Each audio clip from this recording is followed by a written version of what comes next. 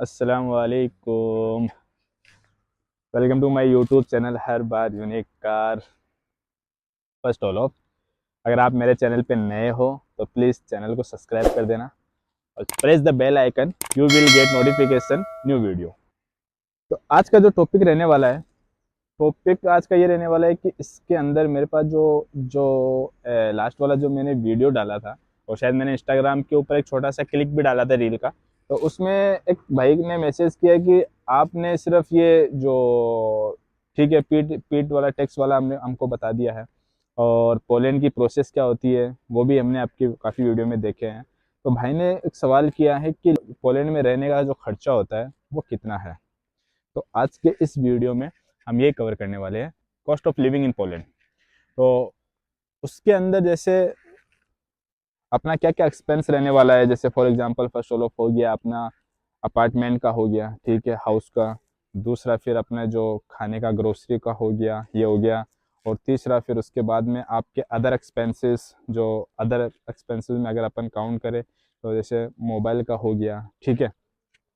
और उसके उसके साथ में जैसे घर के अंदर भी अगर इलेक्ट्रिसिटी का या फिर वाटर का हो गया या फिर गैस का बिल हो गया, ये सब। और उसके बाद में फिर आपको कि अगर आप गाड़ी भी रखते हो, ठीक है, और कहीं आप घूमने के शौक हो, तो फिर अगर घूमते भी हो पोलैंड के अंदर, तो क्या क्या चीज़ें आपके जो आपका जो बजट है उसके ऊपर क्या इफेक्ट पड़ने वाला है और कितना खर्चा आता है। मोटा मोटा मान के चले तो मैं एक फैमिली के लिए भी बताऊंगा कि एक फैमिली में जैसे हस्बैंड वाइफ और उनके दो बच्चे होते हैं, ठीक है, उनके लिए भी बताने वाला हूँ।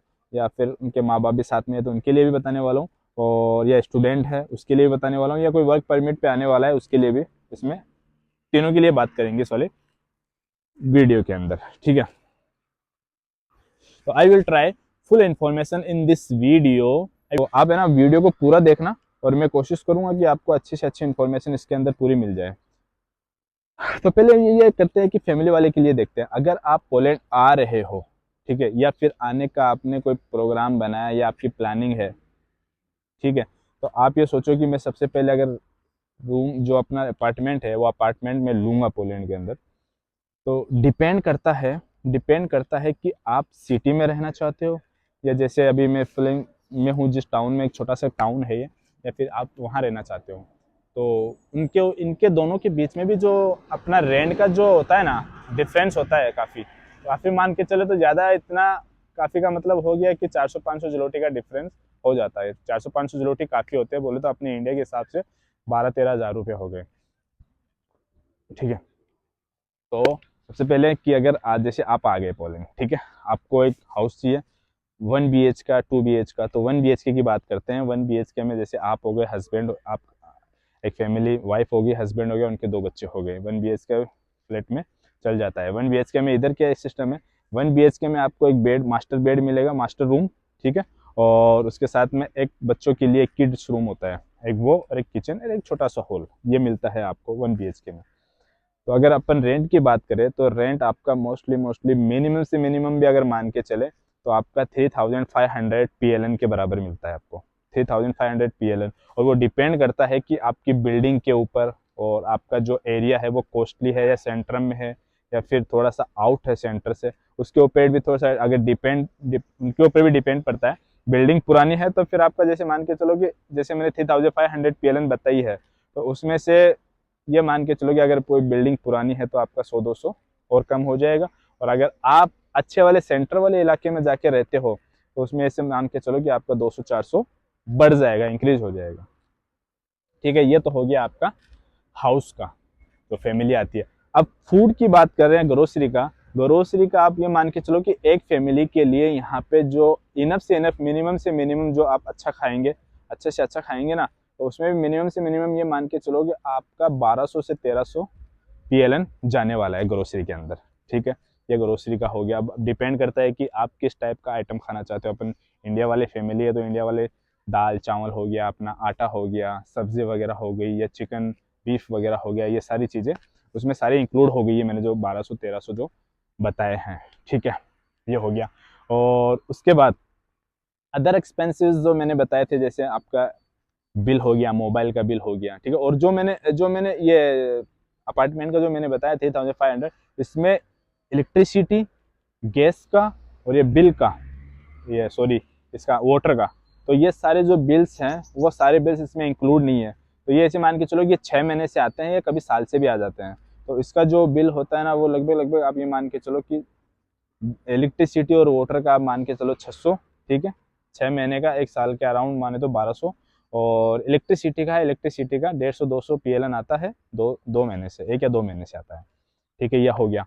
और अदर एक्सपेंसिव जो मैंने बताया था, अदर एक्सपेंसिव में जैसे आपका ये मोबाइल का बिल हो गया, ठीक है, अगर आप कहीं घूमने के शौकीन हो तो आप घूमने के लिए जा रहे हो तो वो खर्चा फिर वो आपके ऊपर डिपेंड करता है कि आप कितना खर्चा करना चाहते हो या कितना खर्चा आप कर सकते हो, कितना बचा सकते हो।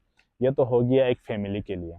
और अब बात करते हैं कि कोई स्टूडेंट अगर आता है, स्टूडेंट अगर पोलैंड में आता है तो वो जो उसकी जो फीस है वो तो वहीं से पे करके आएगा। उसको क्या चाहिए होगा, एक बेड स्पेस आपको हॉस्टल में मिल जाएगा। आपको अपार्टमेंट लेने की जरूरत नहीं है। अगर आप 3-4 दोस्त एक साथ में आ रहे हो, ग्रुप में आ रहे हो, तो फिर एक अपार्टमेंट लोगे तो फिर क्या है कि सारों बंदों में डिवाइडेशन हो जाता है। जैसे मान के चलो अभी 3500 मैंने बताया, आपने 1 BH का लिया और आप सोचो कि हम 4 बंदे हैं और चारों बंदे एडजस्ट कर लेंगे कि 3 रूम में सो गए, एक किड्स वाले रूम में सो गया या फिर हॉल में एडजस्ट हो गए, जैसा भी है वैसा एडजस्ट हो गए, तो वो जो जितना PLN है 3500 वो चारों में डिवाइड हो जाएगा, स्प्लिट हो जाएगा। तो मतलब क्या है कि फिर आप मान के चलो कितना हो गया पर बंदे का, ठीक है, ये हो गया। और खाने का, अगर पर बंदे का खाने का जो अगर साथ में खाएंगे तो उसी हिसाब से 2-2,500 रुपये के समथिंग हो जाता है चारों बंदों का। और एक बंदा अगर होता है तो मिनिमम मान के चलो इसका 500-600 हो जाता है, ठीक है, 500-600 उसका पर मंथ का एक्सपेंस हो जाता है, ये हो गया। और फिर उसके बाद में स्टूडेंट अगर जैसे हॉस्टल में रहता है, ठीक है, और अगर सिटी में रहता है तो उसका लगभग लगभग ये मान के चलो कि 500-600 तो उसका रहने का जाएगा ही जाएगा बेड स्पेस का। और अगर वो जैसे छोटे टाउन में या गांव में रहता है तो उस गांव के हिसाब से उसके मान के चलो कि 300 रुपये में भी उसको मिल जाता है, 300-350 PLN, सॉरी 300-350 PLN के अंदर भी उसको मिल जाता है। तो उसका कहीं ना कहीं ये मान के चलो कि उसका कुछ इस हिसाब से पैसा बच जाता है, जैसे कि वो थोड़ा सिटी से आउट ऑफ में है।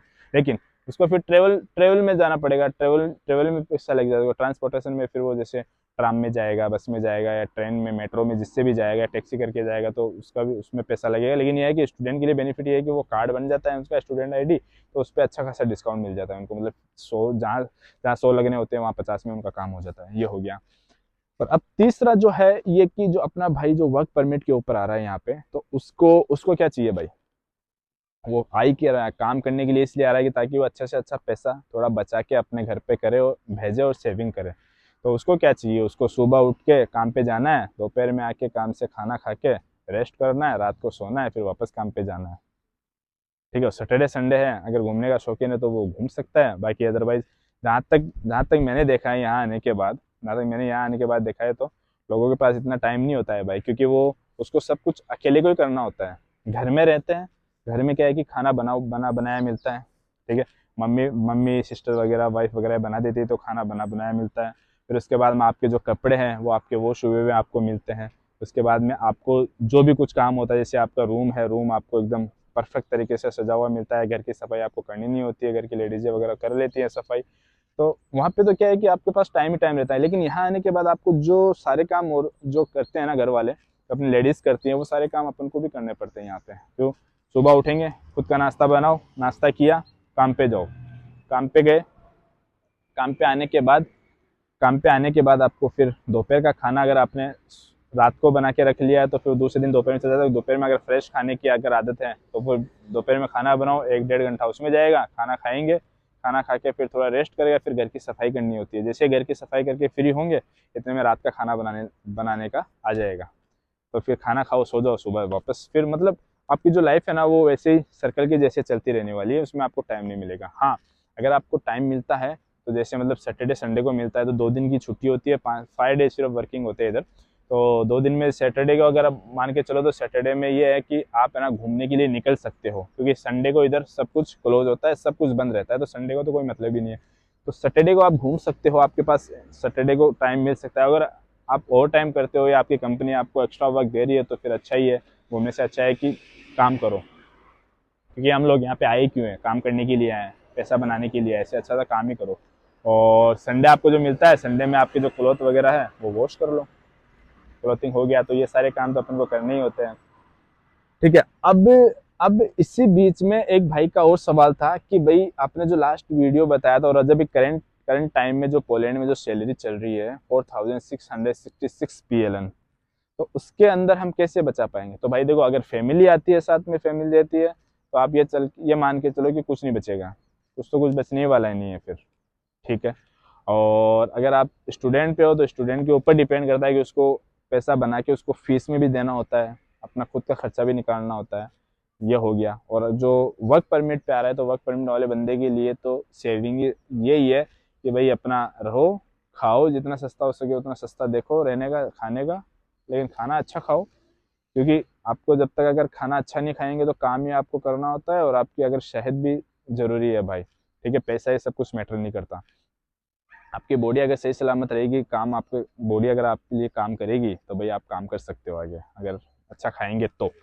ठीक है। तो थोड़ा लालच भी नहीं देखना है कि पैसे बचाने हैं, उसके चक्कर में अगर पैसे बचाने के चक्कर में देखोगे तो भाई प्लस वाले में पैसे दे के आने पड़ेंगे। प्लस वाले का मतलब है मेरा हॉस्पिटल के अंदर। हॉस्पिटल के अंदर प्लस वाला वो मत समझना कि यूरोप में है और क्रिश्चियन है तो वो क्रिश्चियन वाला प्लस, यानी चर्च बता रहा है, चर्च नहीं, हॉस्पिटल वाला प्लस बता रहा हूँ। तो वहाँ पे आपको पैसे देने पड़ेंगे। ठीक है। तो इससे अच्छा है कि अच्छा खाओ। और भाई का सवाल था कि हम फिर कैसे बचा पाएंगे? भाई फैमिली के साथ में नहीं बचा सकते, सिंगल आएंगे।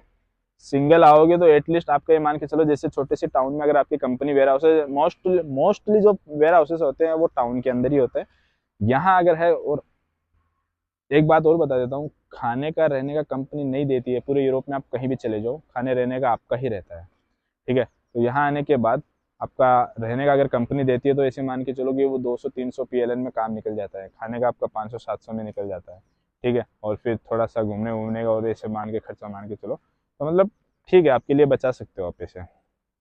तो ये ही थी इन्फॉर्मेशन इस वीडियो के अंदर। आई होप अगर आपकी मेरी वीडियो अच्छी लगी हो तो प्लीज़ चैनल को सब्सक्राइब कर देना, वीडियो को लाइक कर देना, वीडियो को शेयर कर देना, अपने दोस्तों के अंदर शेयर कर दो, ताकि जो है कि cost of living in Poland के अंदर आप उन लोगों को भी समझ में आ जाए कि क्या क्या खर्चा कहाँ कहाँ क्या क्या होने वाला है। तो मिलते हैं ऐसे ही इंटरेस्टिंग किसी वीडियो के साथ, इंफॉर्मेटिव और अच्छी इंफॉर्मेशन के साथ। तो तब तक के लिए देखते रहिए हर बार यूनिक कार। और आपके भाई का चैनल भी है भाई इंस्टाग्राम के ऊपर, तो उसको जाके भी फॉलो कर लेना, और फॉलो कर लो, जिससे क्या है कि कुछ छोटी छोटी वीडियो जो नोटिफिकेशन जैसे टाइप की नहीं वीडियो होती है, रील जैसे, तो उसको मैं है ना, जैसे कोई अपडेट आती है तो मैं तुरंत बना के उसके ऊपर डाल देता हूँ, जिससे क्या है कि क्विकली आपके पास पहुंचे। पॉसिबल नहीं होता कि वीडियो बनाता हूँ उसी टाइम पे, जैसे काम से थोड़ा टाइम मिल जाता है या फ्री होता है तो उस टाइम पे वीडियो बना लेता हूँ, उसके बीच में वीडियो बनाना पॉसिबल नहीं होता। इसलिए वहाँ जाके भी आप सब्सक्राइब फॉलो कर लेना, जिससे क्या है कि आपके पास पहुँच जाए वीडियो। तो देखते रहिए हर बार यूनिक कार। मिलते हैं नेक्स्ट किसी अच्छी वीडियो के साथ, तब तक के लिए बाय।